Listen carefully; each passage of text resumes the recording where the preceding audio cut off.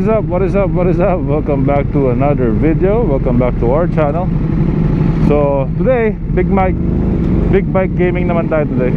So gawin natin si Multistrada at baka magtampo. Tapos si Kuya JR, i-ride niya yung Ducati Diavel ng aking kapatid. Kasi gusto niyang kino-consider niya yan as his next bike. So sabi ko, ang pinaka test ride na gagawin mo i-ride mo yung Javel ng kapatid ko. Para hindi lang, kasi pag sa dealership ang test ride ano lang, diba, 2 miles ganyan. At least dito sabi ko, kahit ilayo mo ng konti, walang problema. At least para ma-feel mo talaga yung motor, kung talagang trip mo siya, diba? Kasi naka ano siya ngayon naka BMW R1200. Nalalaparan siya, nalalakyan siya, nalataasan siya. So nag-issue siya ipalit, it's either Javel or yung low suspension, low seat ng GS 1200. Sabi ko, sige ko yung ride mo muna yung Javel para ma-feel mo talaga yung trip mo bago mo bitin. And at least para magamit na rin yung ating Javel, kasi nga hindi naman madalas nagagamit. So at least ma-stretch man lang siya dong, you know. So and then ngayon puntahan natin si Mr. Sarap Vlogs kasi dadala natin ng pagkain si Madam JM. I-ride na namin yun. Ayan, medyo maganda-ganda sikat ng araw today. Kasama natin si Mr. Sarap Vlogs. So ngayon maghahatid muna kami ng ticket kay Kuyang Jem,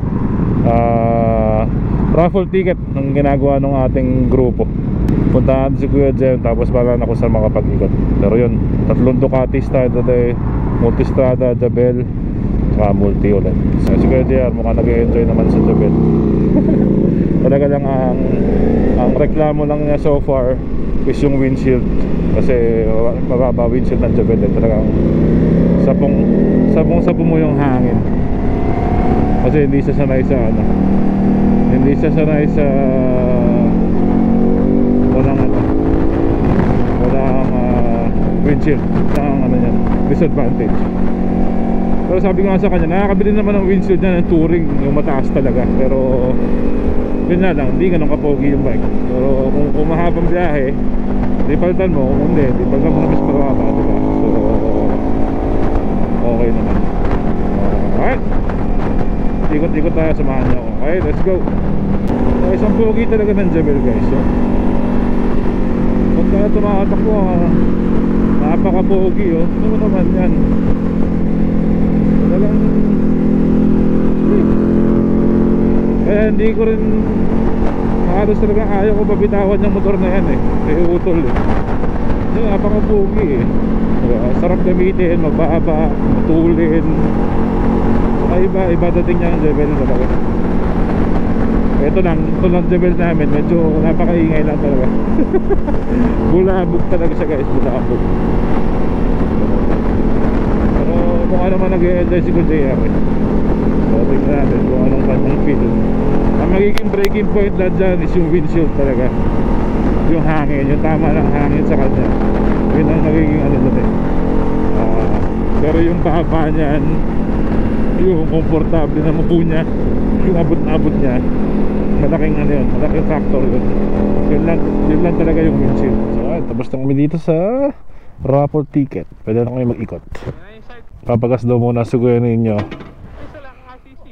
Tapos kasi mamaya ano kami, may meeting kami dun sa aming grupo. So saglit na ride lang to. Down. Ayan, thank you. Okay.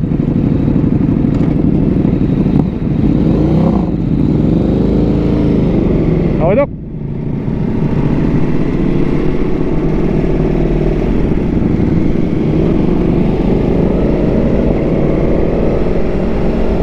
So yun, gas station muna. Magpapagas daw si Kuyang ninyo sa Shell.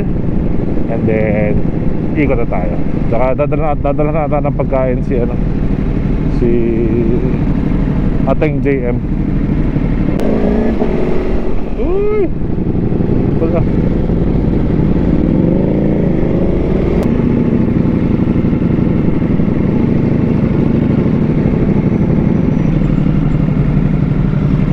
May mga nagpapakarwas oh. May uulan pa mamaya.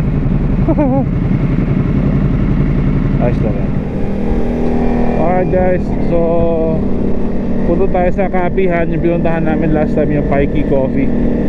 Hindi pa ata siya nakapunta doon. Medyo malamig din yung panahon. Magre-redract sana namin, kaya lang yung gloves ni Kuya JR hindi pang winter. Kalimutan niya magpalit. Medyo malamig doon ngayon sigurado. So sabi ni Kuya ninyo, magkape na lang tayo sa Pikey's Coffee. Punto tayo ng Pikey's Coffee. And then bahala ako sa tingnan natin kung ano, kung mayaya natin sila sa Cycle Gear para makapag-order ng helmet or whatever. Tingnan natin. So, it's good siya, komportable si Jabel oh. Ang baba ng upuan.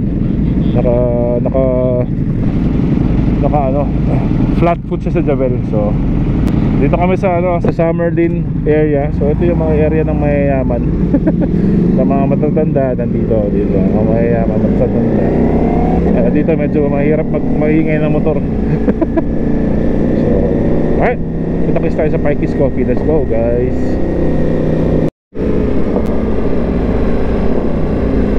Yoy, putang ina mo.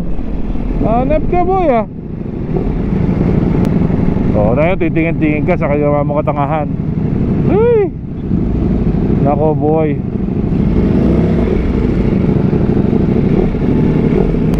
Lalaki o ewan ko. Ay no.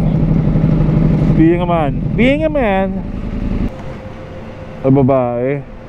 Don't do that again.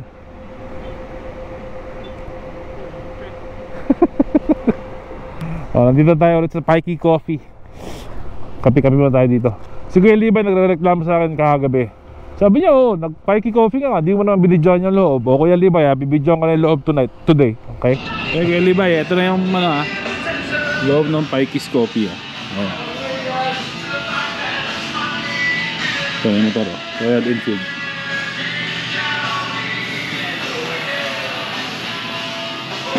Let's go.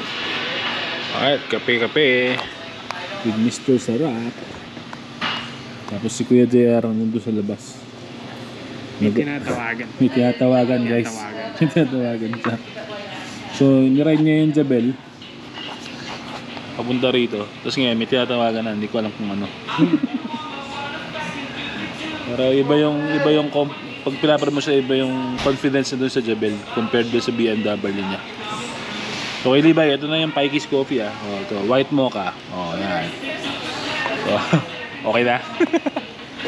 Kasi yung wall niya, mga motorcycle inspired yung lugar. So, alright, and then after nito mag-aatid tayo ng food kay JM, trabaho mo na naman. Sinasabi ko sa'yo, tigil-tigilan mo na yan, di ba? So talaga hindi ka makikinig. Ako yan. Ay ka lang sa vlog ko. Alright, let's go. Alright. Tapos na kami magkape-kape. Balik na ulit sa lamig. So ngayon punta tayo doon kay ating JM para magdala ng food na niluto ni Mr. Sarap. At hindi yan boys. Alam mo kung ano niluto niyan? Gourmet pancit with egg. Yan. Gourmet Lucky Me. So yun. Tapos silip ulit tayo sa Cycle Gear. May oras pa naman. Let's go. Sarap mag-ride guys. Alright, ride na tayo ulit. Papunta kay Madam JM. So guys, meron nag-message sa Facebook page natin. Meron din tayong Facebook page guys, Omark TV. Kaya lang hindi pa ako masyadong active doon sa Facebook na yun. Hindi pa ako masyadong nagpo-post. Pero merong nag-comment guys, si Miss Eileen. Meron din siyang Vespa 150cc, taga Las Vegas din siya. Baguhang rider lang. So gusto raw niya sumama sa mga ride. So minsan sabi ko, pag may ride kami, sama ka.